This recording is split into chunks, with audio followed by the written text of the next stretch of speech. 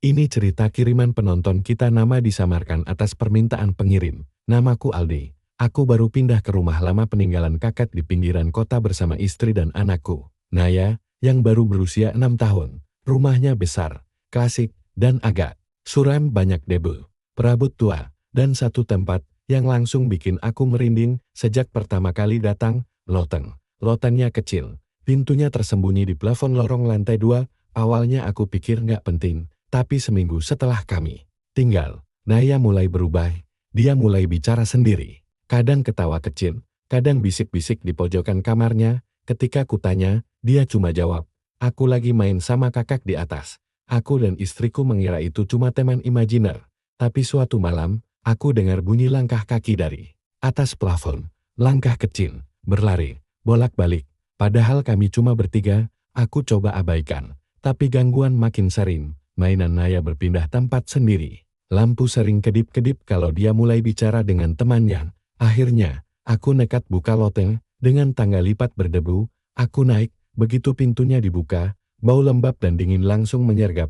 Loteng itu sempit, cuma berisi kardus-kardus lama, barang rusak, dan sebuah boneka. Bonekanya tuan berbaju putih, rambut panjang dari benang hitam kusut, matanya kancing hitam besar. Tapi yang paling aneh, boneka itu tersenyum. Bukan senyum biasa, tapi senyum miring menyeramkan. Seolah tahu aku takut. Aku ambil boneka itu, turun, dan tanya ke istriku. Dia bilang tidak pernah membeli boneka seperti itu. Bahkan dia yakin Naya juga nggak punya boneka semacam itu. Saat aku tanya ke Naya, wajahnya langsung berubah. Dia menunduk dan berbisik, "Jangan diambil, itu punya kakak." Malam itu, rumah kami berubah. Suara lari-lari makin sering. Boneka itu berpindah tempat sendiri, kadang muncul di dapur, kadang di kasur kami, kadang di kaki tempat tidur saat kami bangun tidur. Dan yang paling mengerikan, kamera pengawas bayi yang kami pasang di kamar Naya menangkap suara tawa perempuan dewasa, lembut, dekat. Lalu suara kecil Naya menjawab, "Iya kakak, aku janji nggak kasih tahu ayah lagi."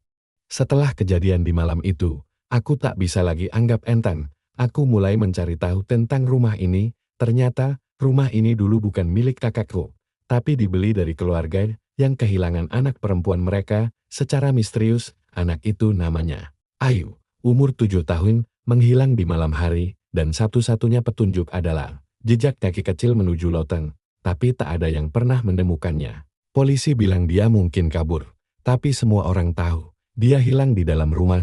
Sejak malam itu, orang tuanya mulai mendengar suara langkah dan tawa anak kecil di loteng, sama seperti yang aku dengar sekarang, dan boneka yang kutemukan persis seperti boneka favorit Ayu. Nama itu bahkan tertulis sama di bagian belakang boneka. Aku kembali ke rumah, mengambil boneka itu, dan langsung berniat membuangnya.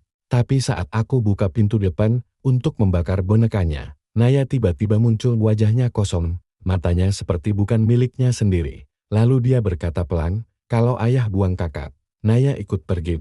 Tubuhku langsung dingin, istriku menjerit, dan aku pun meletakkan boneka itu kembali. Malam itu, kami tidak tidur. Besoknya, aku panggil seorang ustaz yang biasa menangani hal-hal gaib. Begitu masuk rumah, dia langsung memegangi dada dan berkata, "Rumah ini masih dihuni, tapi yang datang bukan sekadar arwah penasaran ini. Sudah jadi ikatan." Dia coba ruqyah rumah, tapi saat mulai membacakan doa, lampu pecah satu persatu. Angin dingin berhembus dari arah loteng, dan suara anak kecil terdengar lagi, tapi kali ini keras, marah. "Itu rumahku.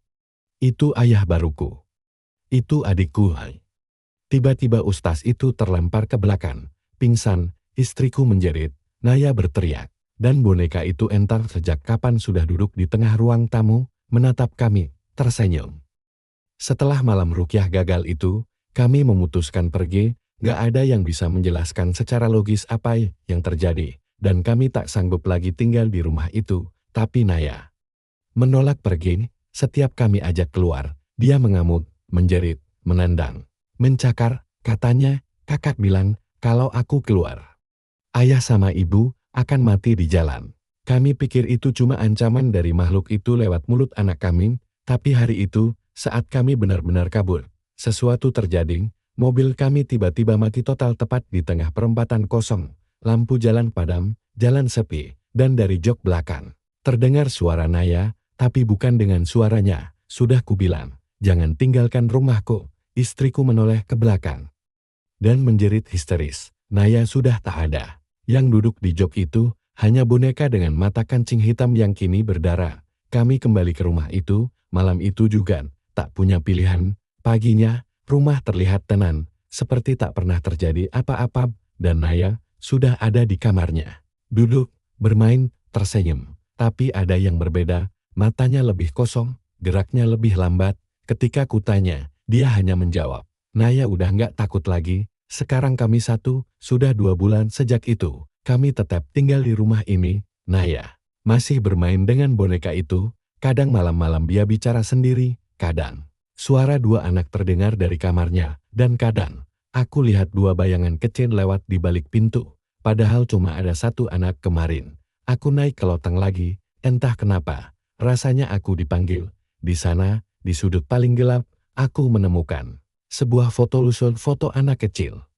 Berdua, satunya Naya, satunya lagi. Aku tak pernah melihat sebelumnya, tapi di balik foto itu tertulis, Ayub dan Naya bersama selamanya.